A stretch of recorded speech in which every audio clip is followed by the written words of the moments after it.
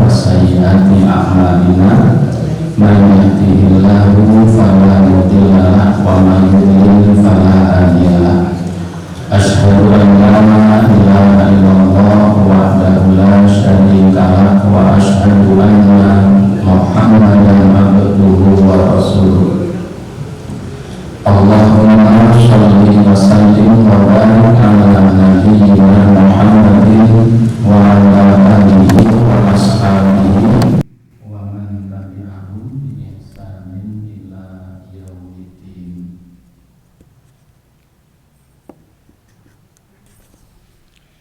Wa qalu subhanaka la ilma lana illa ma 'allamtana innaka antal alimul hakim. Allahumma anfa'ni bima 'allamtani wa 'allimni ma yanfa'uni warzuqni ilman yanfa'uni. Ibu bapak sekalian, para jamaah rahimakumullah, alhamdulillah senantiasa kita bersyukur kehadirat Allah Subhanahu wa taala karena hingga malam hari ini Allah taala senantiasa berkenan melimpahkan nikmat serta karunia-Nya kepada kita semuanya, sehingga malam hari ini kita bisa bersama-sama melaksanakan ibadah salat maghrib dengan berjamaah. Dan kita lanjutkan dengan kajian kita ini. Salawat dan salam tidak lupa semoga tercurah atas Nabiuna Muhammad sallallahu alaihi wa alihi wasallam, yang semoga terlimpah pula kepada seluruh keluarganya dan semua umatnya yang senantiasa istiqomah dengan dinullah ini sampai datangnya hari kiamat kelak. Ibu bapak sekalian, para jamaah rahimakumullah, pada Rabu yang lalu kita sampai pada macam-macam benda najis yang disebutkan baik di dalam nas Al-Quran maupun dalam nas hadis. Yang pertama adalah air kencing dan juga tinja, kotoran manusia. Yang kedua adalah darah yang mengalir. Darah yang mengalir itu najis jika mengenai pakaian. Berbeda dengan darah yang sedikit, ya, seperti darah yang masih tersisa pada daging-daging hewan yang halal untuk dikonsumsi. Seperti barangkali ketika kita makan daging ayam, paha ayam, ketika sudah dimasak, digoreng misalnya, ketika kemudian dagingnya kita makan, maka kadang masih ada daging bagian dalam yang menempel dengan tulang, masih ada sisa-sisa darah. Dan itu tidak mengapa, hukumnya tidak najis dan halal karena bukan darah yang mengalir. Kemudian ya, air kencing atau kotoran binatang yang tidak halal dimakan. Kemudian bangkai ini juga najis. Kemudian air madhi itu air yang jernih, kental, lengket, dan keluar ketika dalam kondisi syahwat. Itu air madhi. Jadi air madhi itu ya jernih tapi kental, lengket. Keluarnya ketika dalam kondisi syahwat. Itu air madhi. Air madhi itu najis, tetapi keluar madhinya tidak menyebabkan harus mandi, cukup dengan berwudu. Kemudian selain madhi ada air wadi. Apa air wadi itu? Air wadi itu air yang putih, keruh, kental, yang biasanya keluar ketika kencing, baik di awal air kencing itu keluar atau di akhir air kencing itu keluar, itu namanya air wadi. Jadi wadi itu ya keruh putih keruh, keluarnya itu ketika kencing, di awal air kencing atau di akhir air kencing, itu namanya air wadi. Jadi tidak jernih tapi keruh. Ini juga najis. Tetapi keluar air wadi ini tidak mengharuskan mandi. Kemudian damul haid, ya, darah haid ini juga hukumnya adalah najis. Sperma tidak masuk dalam bab ini, sebab pendapat yang paling kuat di kalangan para ulama bahwa air sperma itu tidak najis. Air sperma itu tidak najis. Tetapi ketika air sperma itu bercampur dengan air madhi, maka kemudian menjadi najis. Najisnya karena madhinya. Tetapi zat air sperma itu sendiri, menurut pendapat yang paling kuat, air sperma itu tidak najis. Tidak najis. Sebab Nabi pernah memakai pakaian yang pakaian itu masih ada bekas sperma yang menempel tapi sudah kering, dan Nabi tetap mengenakan kain itu dan Nabi tidak membasuhnya. Ini dalam satu riwayat. Kemudian yang kemarin kita baca awal adalah bagaimana kaifiyatu tadhirun najasah, tata cara menghilangkan najis. Kemarin baru mendapatkan yang pertama. Yang pertama, idza kanat najasatu fil ardi wal makani, kalau najis itu berada di permukaan bumi atau di suatu tempat, fahadhihi yakfi fi tadhiriha ghuslatun wahidatun. Kalau najis itu ya ada di permukaan tanah atau di suatu tempat, di permukaan tanah atau di suatu tempat, maka cara menghilangkan najisnya adalah cukup disiram dengan air 1 kali siraman, maka tempat yang terkenai najis itu sudah menjadi suci.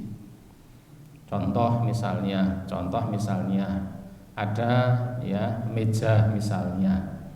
Kebetulan meja itu misalnya karena punya anak kecil, kemudian ternyata anak kecil itu pipis dan mengenai meja itu, maka seandainya hanya dengan diguyur dengan menggunakan air hingga kemudian najis itu pun ya hanyut, maka sebenarnya itu sudah menjadi suci. Hanya di tempat kita nek mboten dienggo sabun kosoki nganti gosok-gosok itu rasanya belum marem. Karena madhabnya katanya marmiyah. Nek ora marem, nek ora ngoten niku ora marem. Tapi sebenarnya ketika hanya disiram dengan menggunakan air sekali siraman, maka itu sudah menjadi suci. Dalilnya apa? Dalilnya adalah seperti apa yang pernah diperintahkan oleh Rasulullah SAW ketika ada seorang laki-laki Badui, ada orang Badui masuk ke dalam masjid lalu kencing. Jadi orang Badui masuk masjid lalu kencing di dalam masjid. Tapi masjidnya jangan dibayangkan seperti masjid ini. Ini kalau ada di zaman Nabi dulu terlalu bagus, banyak bagus tapi bagus. Masjid waktu itu hanya apa? Hanya ada batas pinggir, kemudian hanya hamparan tanah atau pasir. Sehingga ketika ada laki-laki Badui masuk ke dalam masjid, ya, di situ ada Rasulullah dan ada para sahabat. Kemudian laki-laki Badui itu tiba-tiba mojok ke arah pinggir lalu kencing sambil berdiri. Maka ketika dia kencing sambil berdiri, para sahabat datang dan menghardiknya. Diardik niku di napa? Diseneni diomeang. Jenengan saged mbayangke panten tiyang kek nguyuh ngadeg kek mili uyuhe dumyang wong pirang-pirang. Nah itu. Mesti kencingnya ndak karu-karuan. Ya, mohon maaf bahasanya ya, ceret sana, ceret sana, ceret sana, ceret sana.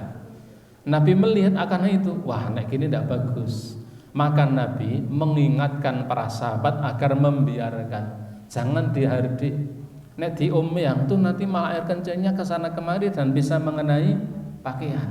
Maka ketika air kencing dibiarkan sampai kencingnya selesai. Begitu kencingnya selesai, maka kemudian Nabi mendekati orang itu dan mengatakan bahwa masjid ini tempat suci, tidak boleh untuk kencing. Lalu Nabi menyuruh para sahabat atau beberapa sahabat untuk mengambilkan air 1 ember. Begitu air 1 ember sudah didatangkan, maka Rasulullah kemudian menyuruh agar tempat yang orang Batu itu kencing di situ diguyur dengan air sampai kemudian selesai. Ketika sudah diguyur dengan air, Nabi mencukupkan dengan itu.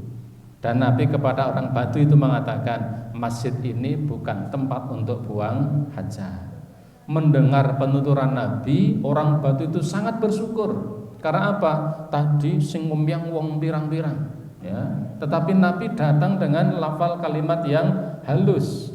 Maka serta merta orang Batu itu mengatakan apa? Allahummarhamni wa Muhammadan wala ghairana.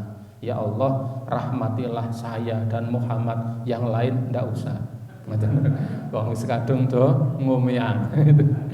Ini orang Batu yang kencing tadi. Ternyata apa? Nabi mencukupkan hanya dengan mengguyur 1 ember air untuk diguyurkan di tempat di mana laki-laki Batu itu buang air atau kencing. Ini satu dalil bahwa suatu tempat, ya, ketika di situ ada najisnya maka cukup diguyur dengan menggunakan air. Ini sekaligus memberikan pemahaman dan wacana kepada kita. Misalnya tanah lapang yang kadang-kadang digunakan untuk menunaikan sholat Idul Fitri atau Idul Adha. Barangkali di tanah lapang itu pernah ada anak yang kencing, pernah ada najis misalnya. Tetapi karena memang hamparan tanah yang tidak ada atapnya, dan suatu ketika akan turun hujan, maka sebenarnya tanah yang terkenai najis, kemudian Allah sudah mengguyurkan hujan pada tempat itu, maka sebenarnya tanah itu sudah menjadi suci. Kecuali kalau kita memang masih melihat zatnya najis, harus diambil dan dibuang. Jadi kalau air kencing kan tidak bisa terlihat. Begitu sudah kencing selesai, kering kan begitu, tapi najis. Tetapi ketika kemudian terkena air hujan, maka itu menjadi suci, kita tidak bisa melihat. Kecuali kalau zat najisnya itu masih bisa dilihat. Di situ masih ada tinjanya, tinja. Dan tinja itu bahasa Jawanya meduduk. Meduduk itu apa bahasa Indonesianya? Wah itu. Jadi ada tinja itu yang kelihatan. Karena memang kelihatan harus diambil dan dibuang. Tetapi ketika tidak kelihatan cukup diguyur dengan menggunakan air dan itu akan menjadi suci. Ini yang pertama. Kemudian yang kedua dikatakan idza kanat najasatu ala ghairil ardi. Jika seandainya najis itu mengenai sesuatu bukan tanah atau bukan hamparan bumi ini, ka'an takuna fi thawbi, misalnya najis itu mengenai pakaian, mengenai baju atau mengenai sarung atau mengenai celana, au fil ina'i, atau mengenai ina. Ina itu bejana, ya, tempat air. Kalau najis itu mengenai pakaian atau mengenai bejana, bagaimana cara menghilangkannya? fa in kanat min kalbin wal ghafil ina. Jika najis itu disebabkan karena adanya anjing yang menjilati inak atau wadah tempat air itu, fala buddha min ghusli sab'a ghuslatin, maka cara menghilangkan najisnya adalah dengan dibasuh sab'a ghuslatin, dibasuh dengan 7 kali basuhan, ikhdahunna biturabi, salah satu di antara 7 kali basuhan itu airnya dicampur dengan menggunakan tanah. Jadi kalau najis itu mengenai pakaian atau wadah, kalau najis itu mengenai permukaan tanah cukup diguyur ya. Sekalipun misalnya di situ ada anjing lewat, cukup diguyur kalau itu adalah hamparan tanah.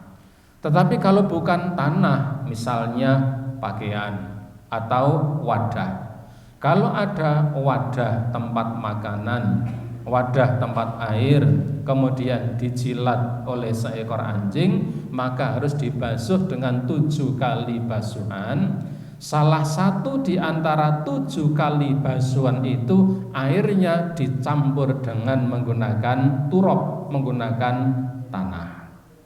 Baik air dulu baru tanah atau tanah dulu baru air.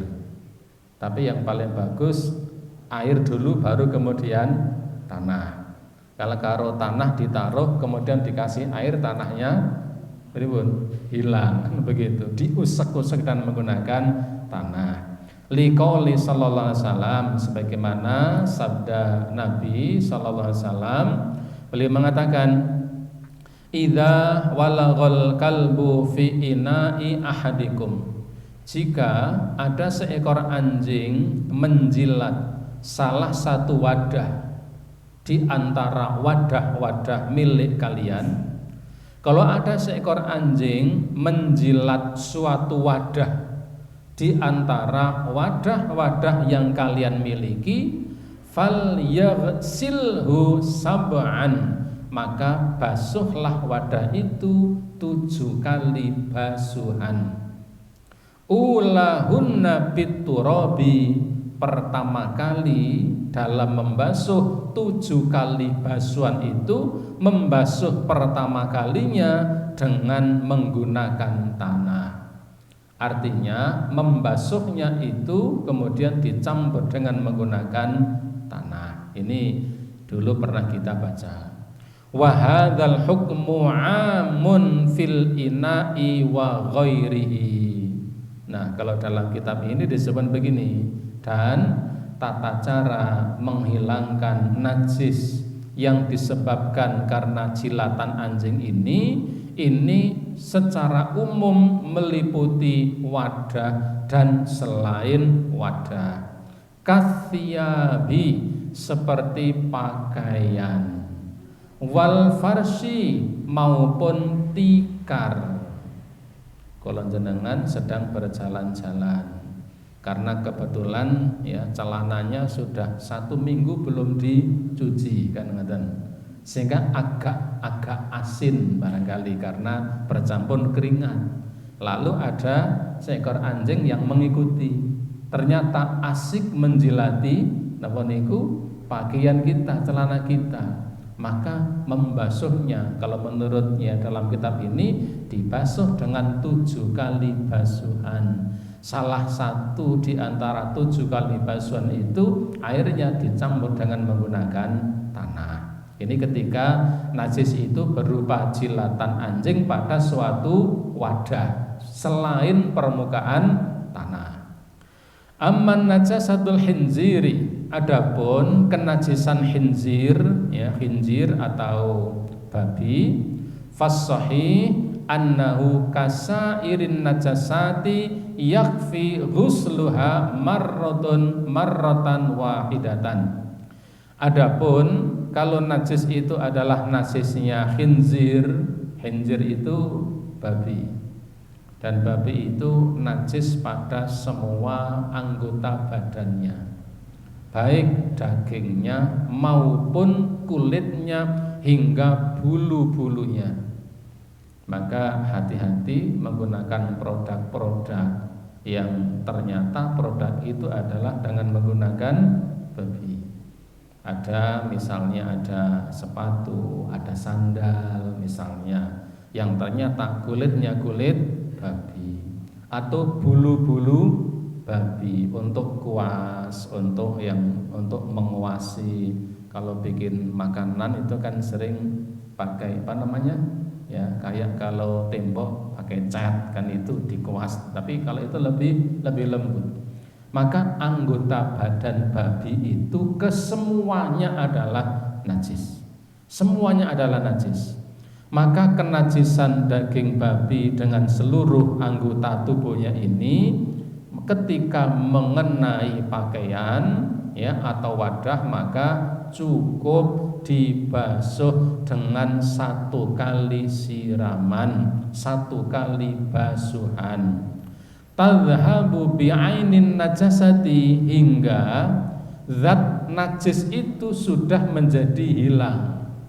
Contoh misalnya kita punya pakaian, ternyata pakaian kita itu kena bulu-bulu babi, bulu-bulunya nampak, ya sudah diguyur dengan air hingga bulu-bulu itu kemudian hilang. Ketika zat najis itu sudah hilang dengan diguyur menggunakan air, maka berarti kenajisannya sudah hilang.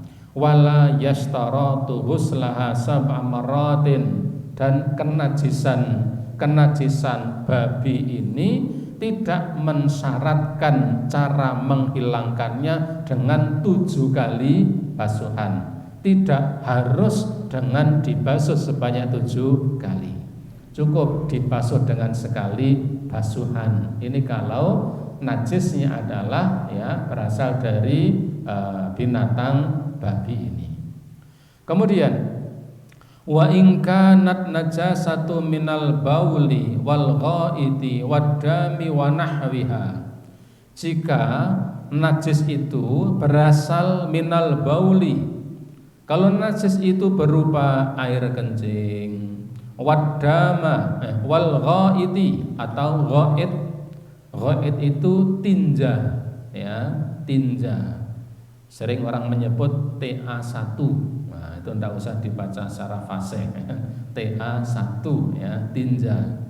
Kalau najis itu berupa air kencing atau wal ghaiti atau tinja ya, berak kotoran manusia.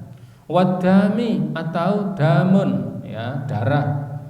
Kalau najis itu berupa air kencing, kemudian tinja, kemudian darah, wa nahwiha, dan yang sejenisnya, fa innaha taghsilu bil ma'i, maka cara menghilangkan najisnya adalah dibasuh dengan menggunakan air, ma'al farqi, dengan cara menggosoknya,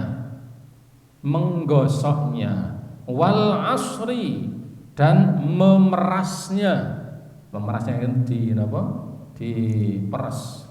Jadi kalau pakaian kena kencing, kena tinja, terkena darah, maka kemudian pakaian itu dibasuh dengan apa? Digosok sehingga betul-betul bersih, dan juga nanti diperas hingga betul-betul zat najis itu hilang, hatta tadhhaba wa tazula, hingga dengan digosoknya itu maka zatnya najis itu bisa hilang dan lenyap. Misalnya pakaian baju, di sini ada darahnya ya, ada terkena darah karena habis nyembelih sapi misalnya karena kurban. Biasanya kalau di kampung-kampung nyembelih sapi itu kan pakaiannya sering terkena darah.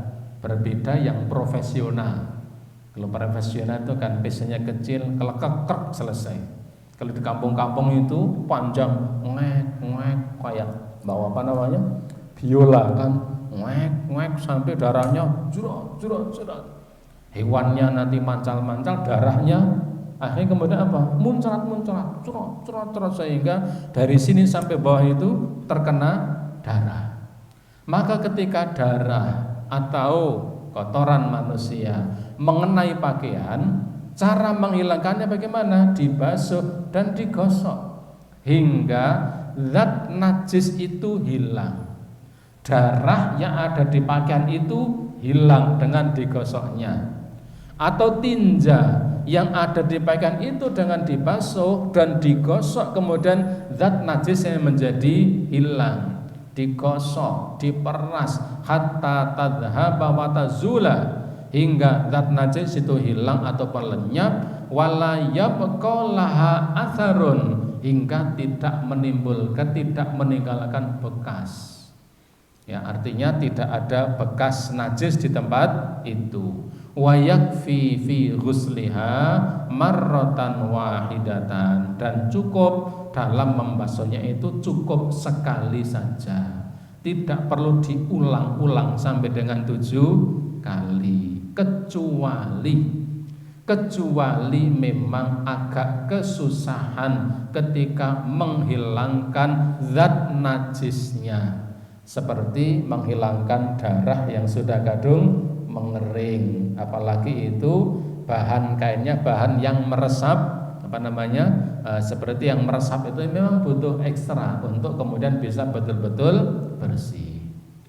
Wa yakfi fi tadhhiriha baulil ghulami, dan cukup jika najis itu berasal dari baulil ghulam, air kencing anak kecil, alladzi lam yakul ta'aman nadhi, yang belum memakan apapun. Jadi jika najis itu berasal dari air kencing bayi laki-laki yang belum memakan makanan apapun, ya, kecualinya air susu ibu, an-nadhi, cukup diperciki dengan air. Wa huwa rassuhu bil ma, yaitu dengan memercikan air pada pakaian yang terkena air kencing bayi itu. Jadi misalnya ya, kain ini, taplak ini terkena air kencing bayi laki-laki yang belum mengkonsumsi apapun kecuali air susu ibu. Catatannya adalah bayi laki-laki yang belum memakan apapun kecuali ASI. Bayi laki-laki yang minum ASI tapi sudah ikut didulang pisang gintung misalnya, wah itu sudah najisnya sudah berbeda. Atau sekalipun hanya mengkonsumsi ASI tapi itu bayi perempuan, najisnya juga beda. Najis yang paling ringan itu adalah najis yang berasal dari air kencing bayi laki-laki yang belum mengkonsumsi apapun kecuali air susu ibu. Maka cara menghilangkan najisnya adalah rassuhu bil ma, cukup diperciki dengan air. Ambil air biur diperciki itu di nopo? Nek basa Jawa dipercik ini dinapa? Diciprati, ya. Ambil air kemudian biur itu sudah cukup menjadi suci. Sebenarnya itu sudah cukup, ya. Tetapi lagi-lagi karena kita ini tinggal di tempat yang airnya cukup melimpah, nek mboten dikumbah nggih mboten marem, karena ukurannya marem itu. Tetapi seandainya hanya diperciki dengan air, itu sudah menjadi suci. Liqauli sallallahu alaihi wasallam, berdasarkan sabda Rasulullah sallallahu alaihi wasallam, beliau mengatakan yughsallu minal baulil jariyati, ya, cara membersihkan dari air kencing jariyah, ya, jariyah itu anak laki-laki, itu adalah kalau begini, cara membersihkan air kencing, ya, jariyah bayi perempuan adalah dibasuh. Wa yundahu min baulil hulami, tetapi kalau itu air kencing bayi laki-laki maka cukup diperciki. air kencing bayi perempuan harus dibasuh dengan menggunakan air. Tetapi air kencing yang mengenai pakaian, air kencing itu dari bayi laki-laki yang hanya mengkonsumsi ASI, maka cukup diperciki dengan air. Wali hadisin Ummu Qais binti Mihsan al-Mutaqaddam, sebagaimana hadis dari Ummu Qais binti Mihsan dulu sudah pernah kita sebutkan. Jadi ketika itu ada seorang yang membawa anak kecil lalu diberikan kepada Nabi. Lalu Nabi membawa anak kecil itu di pangkuan beliau. Ketika anak kecil itu ada di pangkuan beliau, anak kecil bayi laki-laki yang hanya mengkonsumsi ASI, maka kemudian bayi itu ternyata apa? Ternyata bayi itu ya ketika di pangkuan Nabi itu ngompol. Maka ketika bayi itu kemudian diserahkan pada bapaknya, pada pemiliknya, Nabi mengambil air lalu memerciki pakaian yang terkenai air kencing bayi itu, lalu Nabi pun sholat dengan mengenakan kain itu. Dan ini hukumnya adalah sah. Karena memang kalau di bab yang sudah terdepan kita sampaikan, itu jenisnya adalah najis yang ringan. Sering disebut istilah najis mukhafafah. Kemudian amma jildul maitata makulatul lahmin, adapun kulit bangkai dari binatang yang halal dimakan, kulit bangkai yang halal dimakan dagingnya, maksudnya begini, hewan yang halal dimakan seperti sapi atau kambing, binatang ini kemudian mati, maka karena dia mati, bangkai itu menjadi najis.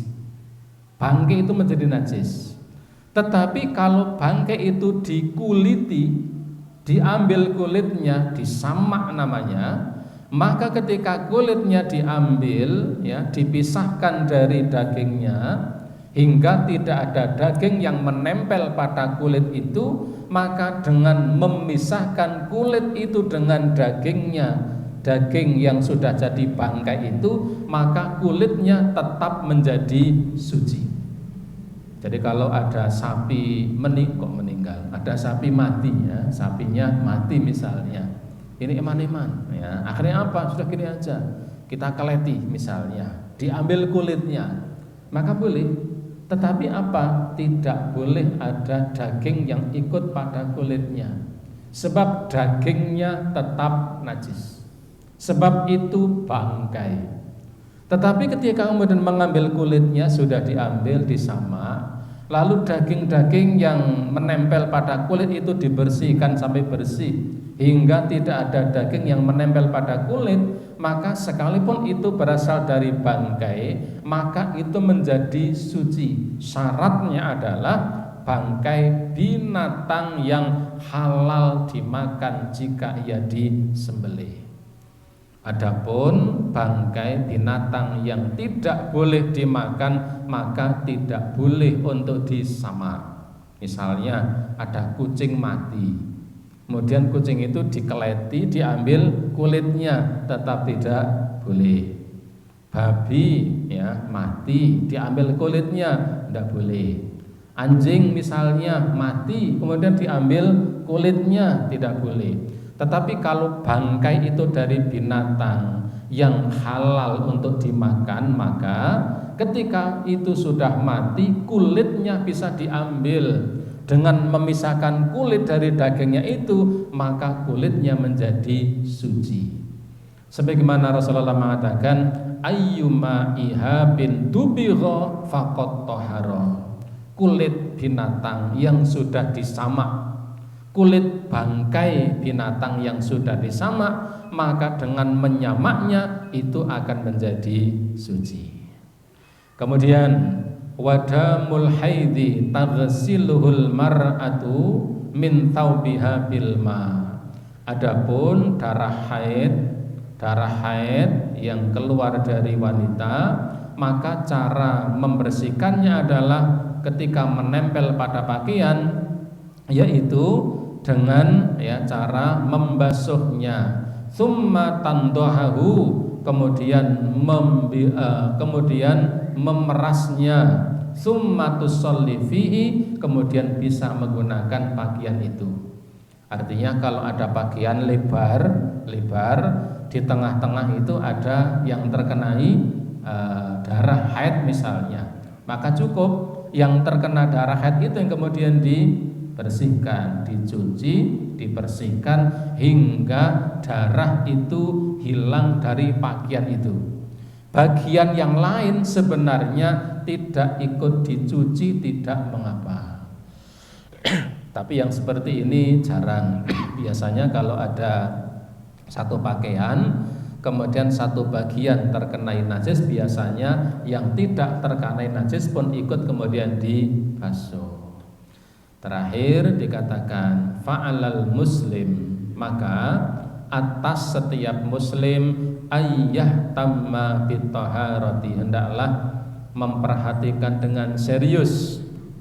Setiap muslim seharusnya memperhatikan dengan sungguh-sungguh tentang bitaharati minan najasati, terkait tentang tata cara menghilangkan najis ini, fi badanihi, baik yang mengenai badannya, wa makanahu, atau mengenai tempatnya, wa thawbahu, atau mengenai pakaiannya, alladzi yusolli fi, yang digunakan untuk melaksanakan sholat. Kenapa? Li'annaha syartun lisihati sholat, sebab ini menjadi syarat sahnya sholat. Betul-betul harus terbebaskan dari najis, baik badannya, kemudian pakaiannya ataupun tempatnya. Ibu bapak jamaah rahimakumullah, ini yang bisa kita sampaikan pada malam hari ini terkait tata cara menghilangkan najis. Jadi kesimpulannya ada dua. Jika najis itu mengenai permukaan tanah atau suatu tempat, maka cukup diguyur dengan menggunakan air. Tetapi jika najis itu mengenai pakaian atau wadah tempat-tempat tertentu, perlakuannya adalah seperti yang sudah kita sampaikan tadi. Demikian, semoga bermanfaat. Bab yang berikutnya ini adalah bab yang menjelaskan tentang darah haid dan darah nifas. Ini menjadi kewajiban baik kaum perempuan maupun kaum laki-laki. Sering orang meremehkan kalau darah haid itu khusus pembahasan ibu-ibu. Bukan demikian. Bapak-bapak pun mestinya sebenarnya harus faham. Kenapa? Karena tanggung jawab memimpin keluarga itu ada di tangan bapak-bapak, di tangan kaum laki-laki, yang mestinya mengajarkan tentang najis, tentang darah haid, hukum yang melingkupi tentang haid ini mestinya adalah seorang bapak, suami kepada istrinya, atau seorang bapak kepada anak-anaknya. Hanya saja yang seperti itu jarang dipasrahke Pak Ustad, dipasrahke kon ngaji dhewe, ya nyong mumet ya sampean ki wong sampean sing duweni, kan begitu. Nah, nanti ada bab tentang haid dan nifas ini pada waktu yang akan datang insyaallah. Demikian, semoga bermanfaat. Ada pertanyaan? Oke, monggo.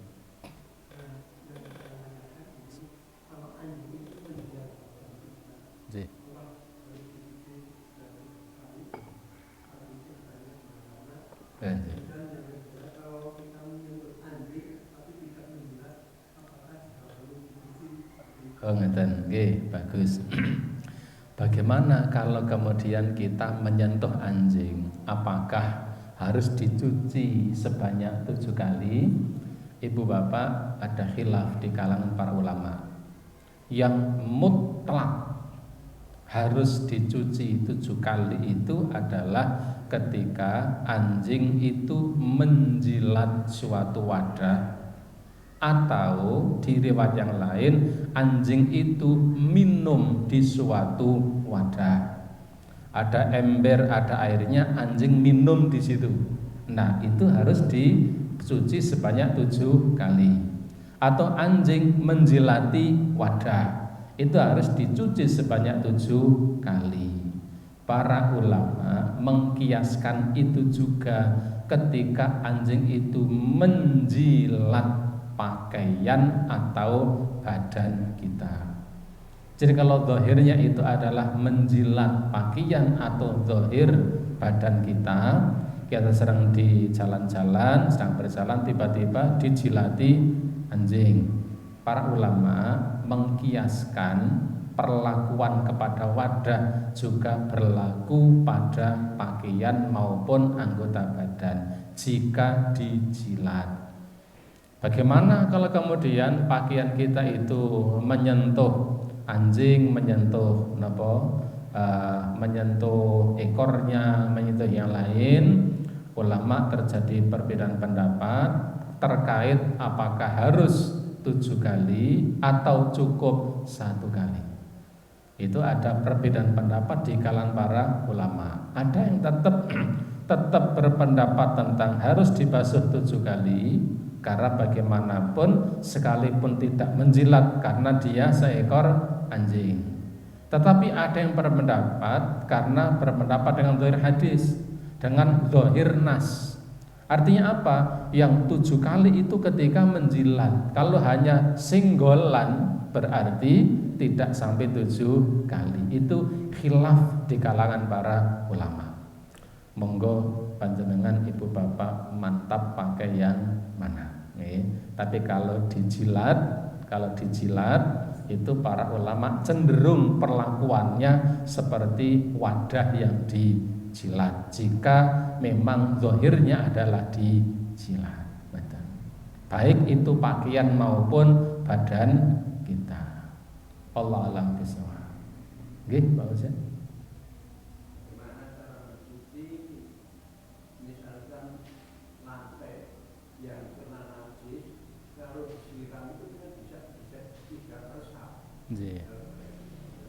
J, matur nuwun.